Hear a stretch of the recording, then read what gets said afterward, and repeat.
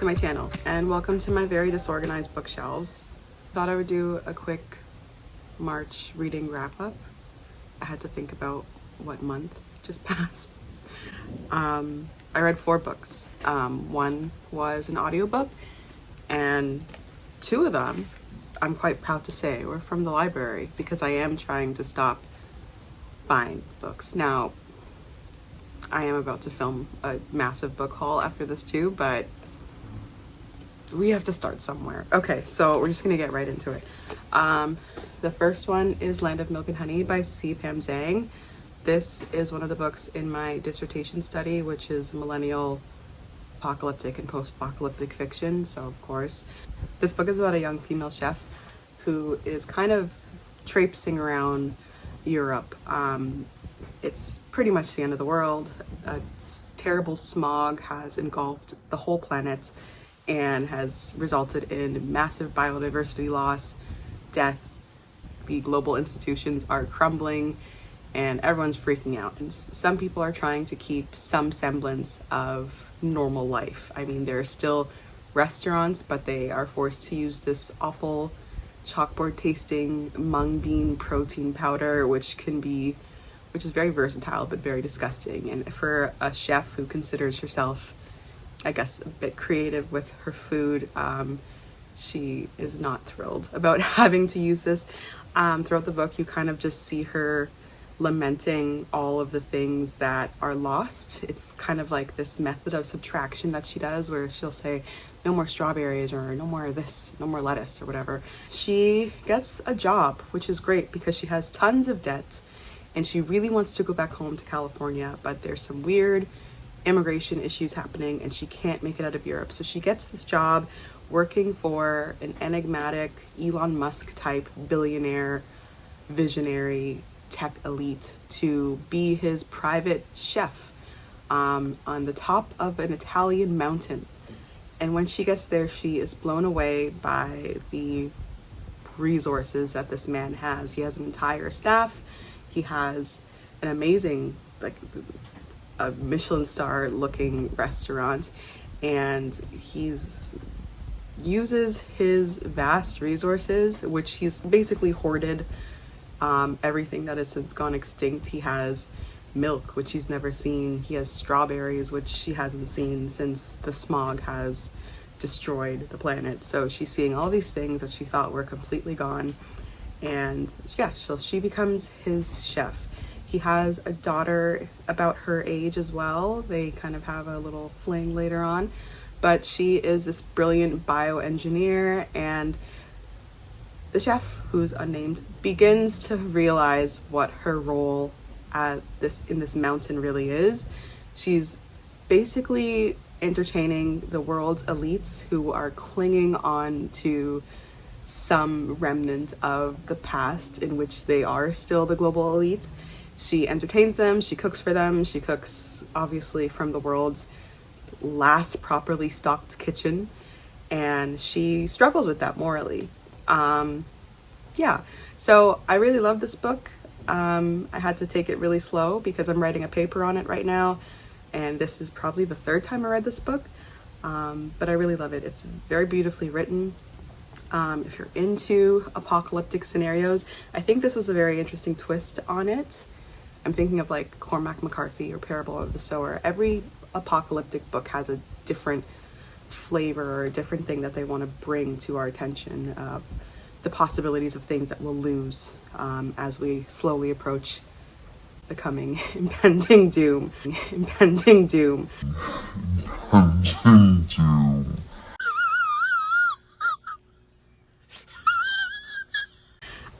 So yeah, I mean, it was really good. 5 stars. I love it. Next, and I'm going to butcher this. This is The Unworthy by Agustina Bazterrica. I've heard it also pronounced Bazterrica. Really sorry. This is another apocalyptic book. Can you see where my obsessions are? This is another apocalyptic book. It takes place, I guess, in the author's home country of Argentina. It's about a sisterhood. They kind of live in this, it used to be a monastery. It's been converted to this convent. and the end of the world has come and gone, and basically the option for people who stumble upon this convent, it's either you may get killed, one, or you can serve and live in this really awful condition in exchange for shelter and some food. They live a very ascetic life, so they're usually hungry. And this book follows an unnamed narrator who is writing her memoir, I guess, of how she came to the sisterhood. And the sisterhood is very strange. It's, when I read the synopsis, I thought it was a riff on Christianity, but it's like, instead of Father, Son, and Holy Spirit in this book, there is the erroneous God, the negative son, and the false mother. That's like it's not their trinity, it's the way they, I guess, subvert Christianity and buttress their own religion kind of on the back of inverting Christianity, which made me feel a little blasphemous.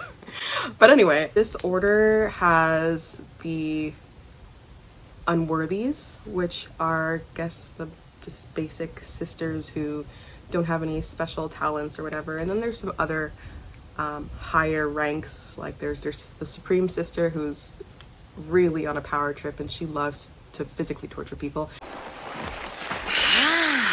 Your mommy is a twit! And then there's this other order, the Enlightened or the Chosens, and they're women who clearly show some sort of, I don't know, they can like listen to the earth, to the dead earth, and they're often seen up early in the morning traipsing around the grass in bare feet and their long white garbs, just like listening to the ground. And you would think that that's an honor and that's the best position to be in, but unfortunately no. If you move up in the ranks of this sisterhood, you are mutilated in some horrible way. Some of the sisters have their eyes sewn shut, and there's a lot of blood. There's a lot of body horror in this book. Anyway, she's writing her memoir illegally. You're not supposed to be writing. You're not supposed to be talking about anything from the previous world. As she is withering away and trying to hold on to the last glimpses of her former life, in comes Lucia, another wanderer looking for shelter. And Lucia shows immense promise. She shows signs of ability to do miracles, and people are envious of her. And of course, our narrator is just Lucia, like a play on her name, or the Latin for light, just finds her just this new, like this breath of fresh air and this illuminating force, and they strike up this really lovely relationship. But just the way that Bazterrica goes about writing, or writing about memory, and the struggle of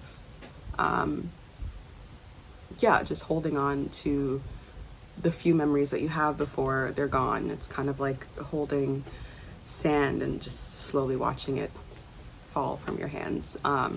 So that's what I really loved about the book, is that experience, and how another apocalyptic theme, and how at the apocalypse, language is kind of the first thing to go, or like your memories are the first thing to go. And to be human, you have to hang on to it as much as you can, even if it's illegal, like writing your memoir. Next is the only audiobook I listened to. It was Son of Hamas by Mosab, Hassan, Yousef. A lot of controversy surrounding this book, for I guess pretty fair reason. Since writing about his experiences with Hamas, he has gone on to be very critical of Israel. He's also converted from Islam to Christianity. So, very controversial figure. However, I am really curious about, not curious is the wrong word, I feel like responsible to learn more about this conflict. I feel like as a Christian in the Christian community, it's kind of expected that your support lies with Israel, and I am confused.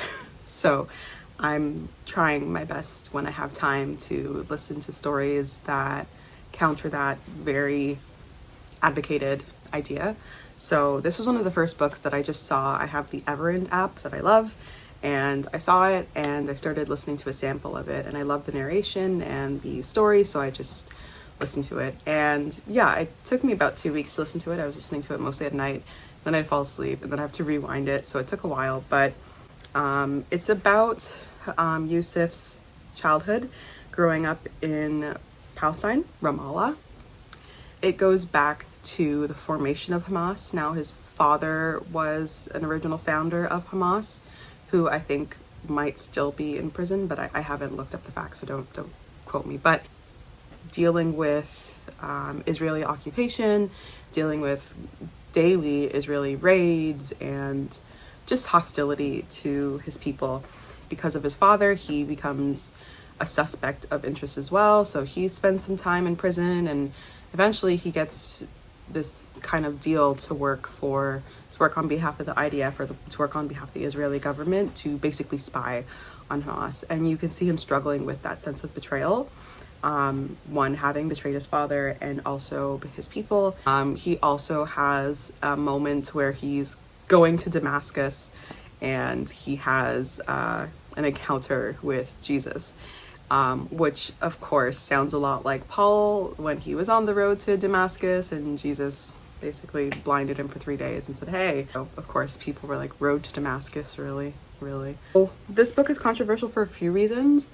One, obviously, is because he is an Israel advocate now. And people also, people doubt his story, the validity of it, the facts of it. So it's not really a book, as I came to read about it, it's not really a book that I'm using for any kind of, collection of facts. It was just a story, kind of way to ground myself in the daily realities of living as a Palestinian in Israeli occupation. So for that reason, I think it was a pretty good read, especially if you're trying to get into this conflict and understand it, and you are really bad at reading nonfiction. I think this was a good way to kind of ground me in the moment, and now I can kind of branch out from there. And the last book is another library book. I've already returned it, so I can't hold it up, but it was Death by a Thousand Cuts by Shashi Bhat. Probably butchered that again. It's a collection of short stories about the just sheer depression of the dating scene, the modern dating scene. So it follows mostly Indian women, young women who are just, dealing with men. I actually read that at the beginning of the month, so my memory of it is really hazy. I don't tend to like short stories that much, so yeah. But I would recommend it. I have a friend who is also having, online dating trouble and is just, the hostile dating world. I'm so glad that I'm out of that. But anyway, I would recommend it to people who have those moments where they're just frustrated. I think you might find a lot of relatability with these characters, especially if you are South Asian and experiencing all kinds of discrimination and racism on top of that. So yeah, did love it. Anyway, I'm trying to read one non-school book a week. I'm trying to be conscious of my reading, to read slow and carefully, and if I don't hit my goal, it's fine. I think you can get swept up in the need to read a ton. If you're a book dork, it's like, well, if you haven't read 100 books this year, then you're definitely not. Read slowly, thoroughly, carefully, do your homework, start a commonplace, whatever it is, but read so that you can kind of retain some of what you read, because I don't always retain what I read. Anyway, that's it. That's all.